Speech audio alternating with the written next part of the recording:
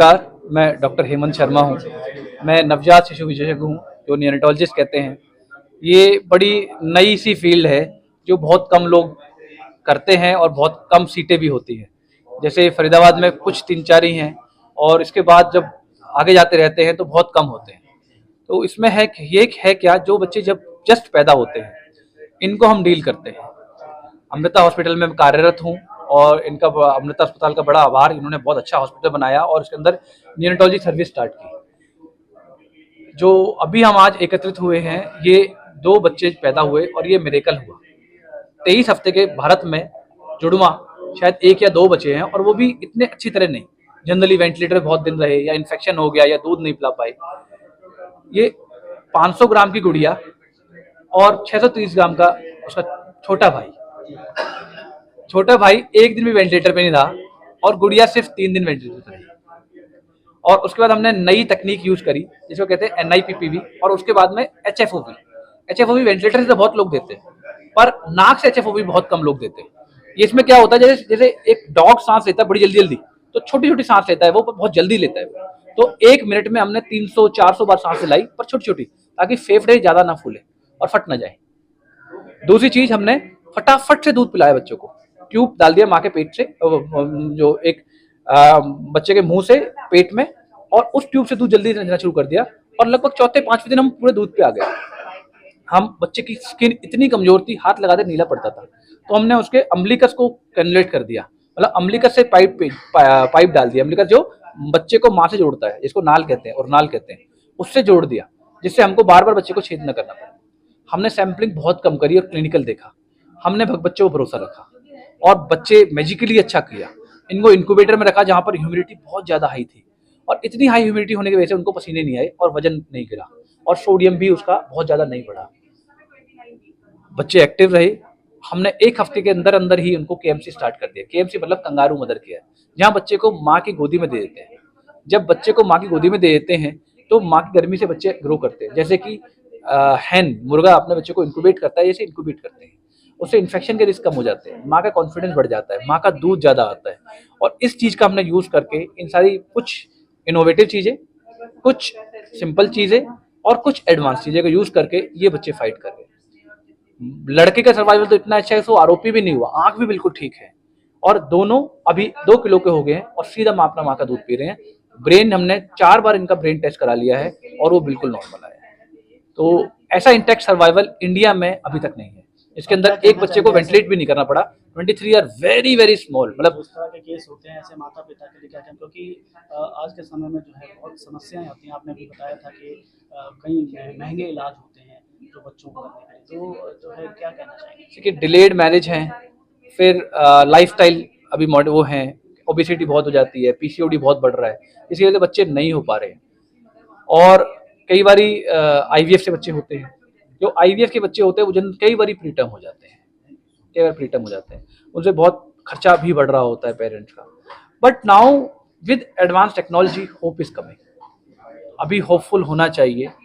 Find a right place, delivery वहां कराएं जहां पर नियोनेटोलॉजी सर्विस अच्छी हो। पहले, क्योंकि प्रेग्नेंट होता ही क्यों है आदमी, एक लेडी प्रेग्नेंट बच्चे के लिए होती है, तो बच्चे के डॉक्टर को ढूंढें, देखें कि मेरे बच्चे का सर्वाइवल क्या है। उनसे पूछे आपके यहाँ कैसे हुआ था, पहले कितने बच्चे बचे हुए हैं, क्या उनको इन्फेक्शन हुआ था, क्या आप और पेरेंट्स का नंबर दे सकते हो जिनके बच्चे ऐसे रहे हैं, क्या उनका एक्सपीरियंस शेयर कर सकते हो।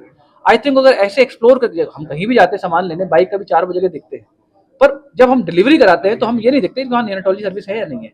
हम ये देखते हैं गायनेकोलॉजी कौन है। Yes, we have to see the gynaecologist, but we have to see the neonatology. नवजात शिशु विशेषज्ञ है क्या, और अगर वो ठीक है, उनका एक्सपीरियंस ठीक है, तो वहां डिलीवरी कराओ, आपके चांसेस बहुत अच्छे हो जाएंगे। हमारे यहाँ पर अभी हम ये कहते हैं कि अगर बच्चा 700-800 ग्राम का हुआ है तो 95% सर्वाइवल है, और अगर 500 ग्राम से ऊपर है तो एटलीस्ट 50% से तो ऊपर है। अभी तक तो 80% चल रहा है। ऐसा नहीं सारे बचते हैं, हम भगवान नहीं है, नहीं, बट मेजोरिटी बचते हैं। और अभी वो खर्चे भी कम है। पहले जितना जो वेंटिलेटर पर नहीं रहेगा तो अपना खर्चा कम हो जाता है उसका। लंबा प्रोसेस है, but yes they do survive. और हम चाहते हैं हर माँ की झोली में एक बच्चा आए, कोई बिना बच्चे के सुख के ना रहे। और ये सच में बहुत बड़ा दुख है उन माओ के लिए जिनकी गोदी में बच्चा नहीं आता। उनको लगता है मेरे शरीर में कोई कमी है, और वो कमी नहीं महसूस होनी चाहिए। मेरा नाम जसप्रीत सिंह सिद्धू है। मेरी वाइफ डॉक्टर जसविंदर कौर। कहाँ से सर? अभी हम फरीदाबाद में रह रहे हैं। बेसिकली हम पंजाब से हैं, बठिंडा से। जी, आपके बच्चों ने इतना अच्छा ग्रोथ किया है, क्या कुछ कहेंगे? कितनी खुशी होती है आज आपकी गोद में दो बच्चे हैं जुड़वा?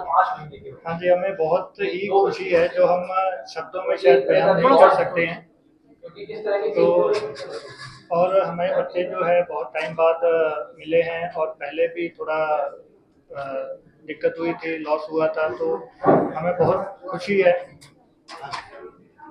और ऊपर से ये ट्विंस हैं, और बहुत ही जैसे सर ने बताया कि बहुत कम ट्विंस बचते हैं, तो हम उससे भी बहुत खुश हैं कि हमारे बच्चे उस स्टेज से भी गुजरे हैं और सक्सेसफुली उसको